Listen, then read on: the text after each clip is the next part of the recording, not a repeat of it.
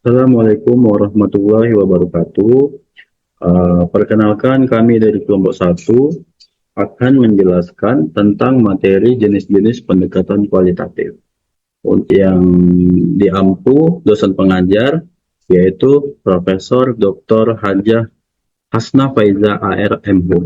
Akan terlebih dahulu kelompok kami yaitu dengan saya sendiri Alif Ridho Ramadan dengan NIM 2310248831 dan rekan saya Mediansyah Ramahsari dengan NIM 2310248830. Baiklah, selanjutnya kita akan masuk kepada materi tentang jenis-jenis pendekatan kualitatif. Nah, untuk pertama kita akan menjelaskan tentang apa sih itu pendekatan penelitian kualitatif. Nah, menurut Sujarwo 2001, pendekatan penelitian kualitatif harus memiliki prinsip yaitu peneliti harus menjadi partisipan yang aktif bersama objek yang diteliti. Peneliti diharapkan mampu melihat sesuatu fenomena di lapangan secara struktural dan fungsional.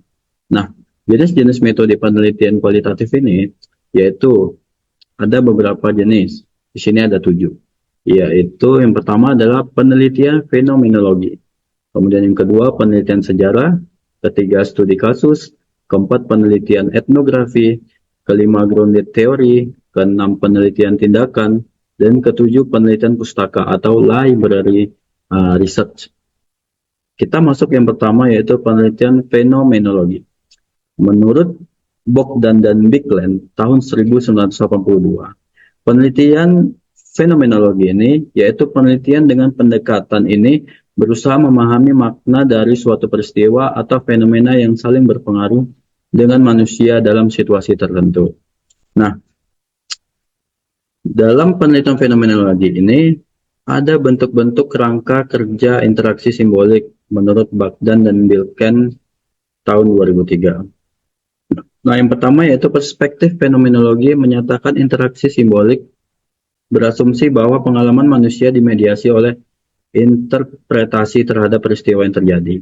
Kedua, perspektif fenomenologi objek manusia, situasi, dan peristiwa tidak memiliki makna selain makna yang diberikan hal tersebut. Interpretasi bukan pekerjaan otonom peneliti, namun dapat dilakukan melalui interaksi dengan orang lain. Kemudian, interpretasi merupakan interaksi simbolik dalam paradigma internal, sifat kepribadian, kebutuhan, motif tak disadari, status sosial, ekonomi, dan budaya. Kemudian terakhir yaitu teori bukan aturan, regulasi, norma, atau apapun yang krusial dalam memahami perilaku. Akan tetapi bagaimana teori ini didefinisikan dan dipakai di dalam situasi-situasi tertentu.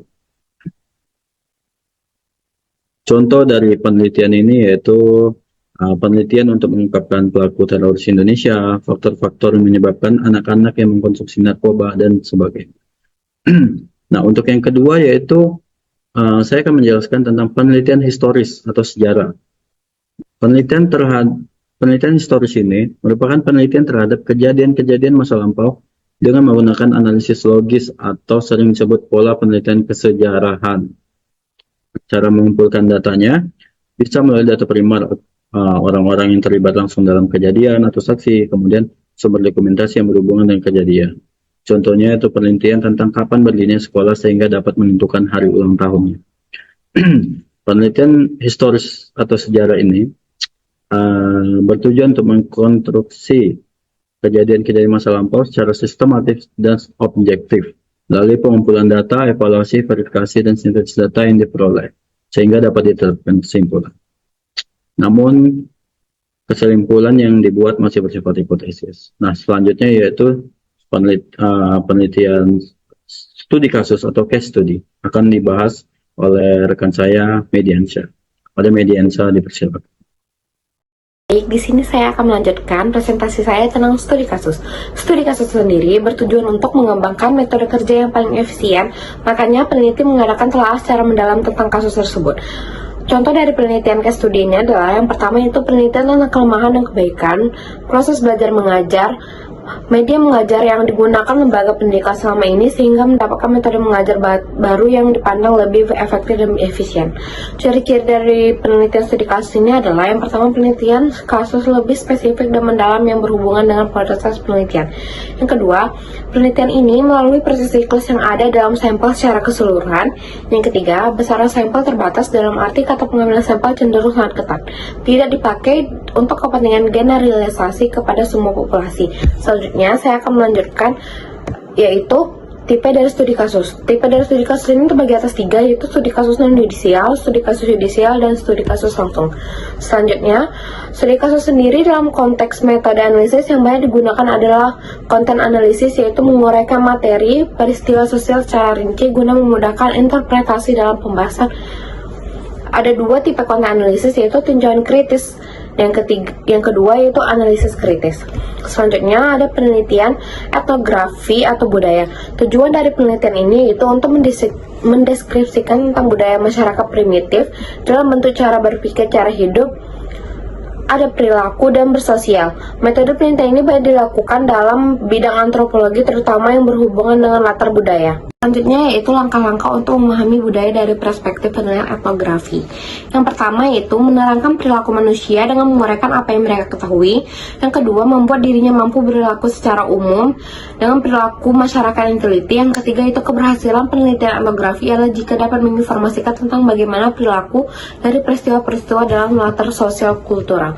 Selanjutnya yaitu penelitian grounded theory yang merupakan prosedur penelitian kualitatif yang sistematik, peneliti satu teori yang menerangkan konsep, proses, tindakan, atau interaksi mengenai suatu topik pada level konseptual yang luas. Pendekatan grounded teori ini terbagi atas 3, yaitu tidak ada teori yang mampu mencakup kenyataan yang berbeda-beda dalam kehidupan manusia. Yang kedua yaitu peneliti sebagai instrumen penelitian tahu persis apa yang terjadi di lapangan dan mempercayai apa yang dilihatnya. Oleh karena itu peneliti seoptimalnya bersikap netral, mempelajari dasar lebih dapat responsif atau lebih sesuai dengan nilai-nilai kontekstual. Selanjutnya yaitu penelitian tindakan atau action research yang dapat diartikan sebagai suatu bentuk investasi yang bersifat reflektif, prestatif, kolaboratif dalam model siklus yang memiliki tujuan melakukan perbaikan sistem, metode kerja, proses ekspansi, dan suatisasi. Proses penelitian ini terbagi atas 4, yaitu dimulai dari perencanaan tindakan atau planning, penerapan tindakan action, mengamati dan mengevaluasi observation, dan melakukan refleksi, dan seterusnya mencapai kepada perbaikan dan peningkatan yang diharapkan tercapai. Selanjutnya yaitu penelitian perpustakaan. Penelitian perpustakaan sendiri dikenal juga dengan sebagai riset non-reaktif. Penelitian ini berbeda dengan penelitian kualitatif lapangan. Secara substansial terletak pada judul, masalah penelitian, kerangka berpikir, objek atau subjek latar, metodologi analisis data, hingga sistematik laporan. Yang kedua yaitu dalam penelitian filsafat dikenal dengan metode theoretical hermeneutik, yakni penelitian ilmiah yang bertolak pada kekuatan interpretasi dan pemahaman seseorang terhadap teks, sumber, dan pandangan para pakar. Selanjutnya yaitu tujuan penelitian dari penelitian perpustakaan. Menurut Mukhtar 2008, yang pertama yaitu membantu mahasiswa memudahkan memahami metodologi penelitian perpustakaan, utamanya jurusan-jurusan tertentu yang menekuni tentang penelitian perpustakaan. Yang kedua, memberikan sintesis model penelitian perpustakaan untuk pengayaan dan pencerahan kepada para dosen. Yang ketiga, menentukan mahasiswa melakukan penelitian perpustakaan secara lebih praktis. Yang keempat yaitu sebagai komparasi dengan pakar penelitian lainnya dalam rangka menambah wawasan, pengetahuan, dan keterampilan dalam penelitian ilmiah berbasis perpustakaan. Sekian presentasi dari kami. Maaf apabila ada kesalahan. Assalamualaikum warahmatullahi wabarakatuh.